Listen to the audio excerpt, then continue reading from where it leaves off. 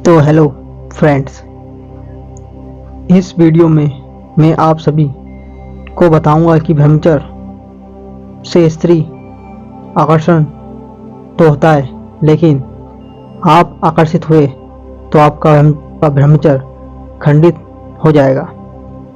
जाने कैसे, तो शुरू करते हैं वीडियो। आज हमारे भारत में पहले जैसी शिक्षा नहीं बची है। पहले लड़की और लड़के को अलग बिठाया जाता था, जिससे लड़कियां और लड़के भी ब्रह्मचर्य का पालन कर पाते थे और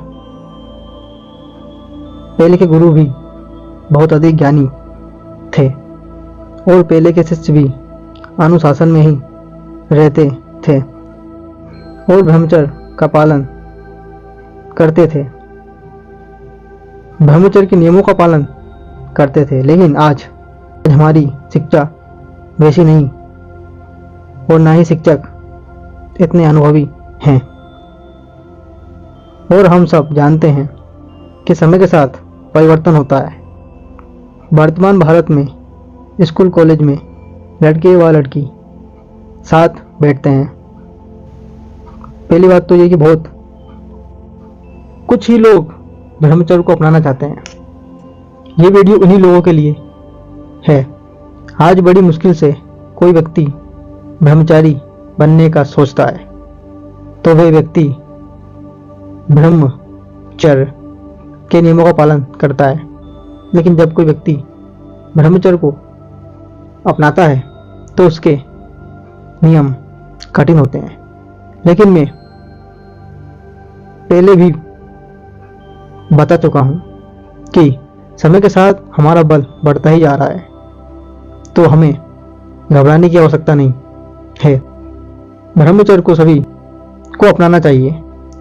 अब कोई व्यक्ति ब्रह्मचर्य का पालन करता है, जब उसको 1-2 साल हो जाते हैं ब्रह्मचर्य पालन करते हुए, तो उसमें कुछ ऊर्जा आ जाती है जिससे स्त्री आकर्षण हो सकता है। मैं ये नहीं कहूँगा कि होती ही है।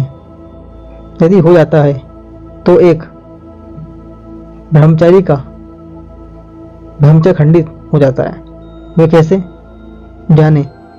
यदि कोई ब्रह्मचारी की ओर कोई स्त्री आकर्षित होती है तो ब्रह्मचारी के मन में काम के भाव उत्पन्न होते हैं। यदि इन विचारों को रोका नहीं गया तो ब्रह्मचारी का ब्रह्मचर्य खंडित हो जाता है, क्योंकि काम के भाव को रोका जा सकता है, समाप्त नहीं किया जा सकता है। इसे हम एक कहानी से समझते हैं कि एक गुरुकुल में एक व्यक्ति जो 12 वर्ष तक कठोर ब्रह्मचारी रहा, उसे सारी शक्तियां प्राप्त हो गई। वह घमंडी हो गया। वो कहने लगा कि मैंने काम पर विजय पा ली, मैंने काम को समाप्त कर दिया। लेकिन मैं जानता नहीं था कि काम को कभी समाप्त नहीं किया जा सकता। वे घमंडी व्यक्ति अपने गुरु के पास आकर कहने लगा, मैंने वासनाओं पर विजय पा ली है, अब मुझे कोई भी आकर्षित नहीं कर सकता।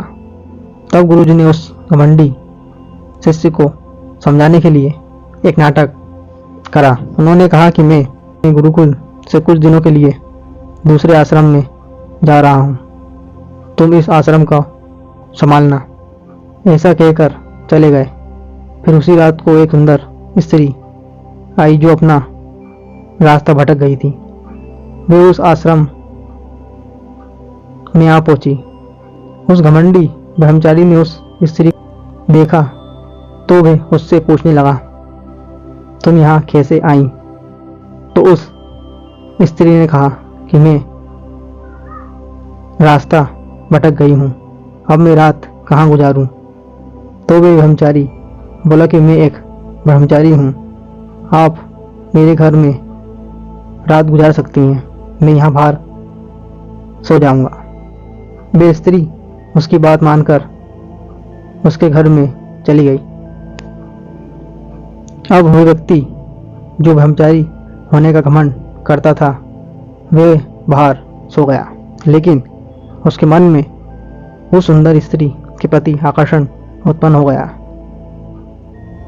अब वह सोने की कोशिश करता, लेकिन उसके मन में उत्पन्न काम वासना उसे सोने नहीं देती। काम वासना इतनी हावी हो गई कि वे घमंडी ब्रह्मचारी व्यक्ति अपने मन पर काबू नहीं कर पाया और वह उस स्त्री से संबंध बनाने के लिए उसके घर में चला गया। फिर वे क्या देखता है जानते हो? वह स्त्री कोई और नहीं, उसके गुरुजी ही थे। घमंडी अपने गुरु से क्षमा मांगने लगा।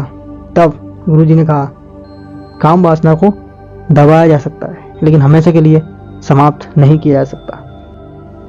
इसलिए हमेशा स्त्री आकर्षण से बचे। तो आप सभी समझ गए होंगे कि यदि स्त्री आकर्षित हुई तो ब्रह्मचर्य खंडित हो सकता है।